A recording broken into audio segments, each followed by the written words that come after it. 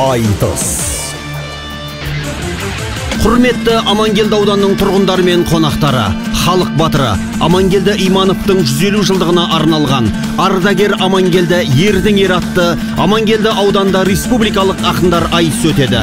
Сөз сайысында Мұхтар Ниязов, Нұрлан Есенқұлов, Әсем Ережеқызы, Шұғайып Сезімхан, Төлеген Жаманов, Жұлдыз Қожабергенова, Хазірет Бердіхан, Мирбек Сұлтанхан, Қостанай облысының атынан Тоба Өтепбаев, Мамай Естілеуов, Салтанат Өтелбаева, Марғұлан Оспанов, Батырлан Сағынтаев, Айбар Рағатов бақ сынайды. Амангелді аудандық орталық стадионы 8 қыркүйек сағат 17:00-де, Ақтықсын 9 қыркүйек 18:00-де. Айтысты Қазақстанның еңбек сіңірген қайраткері, Қазақстан жазушылар одағының мүшесі Аманжол Әлтай Дүйсенбайұлы жүргізеді. Қадірлі көрермен, ұлттық өнерді бірге ұлықтайық. Төл өнеріміз айтысты ұмытпайық.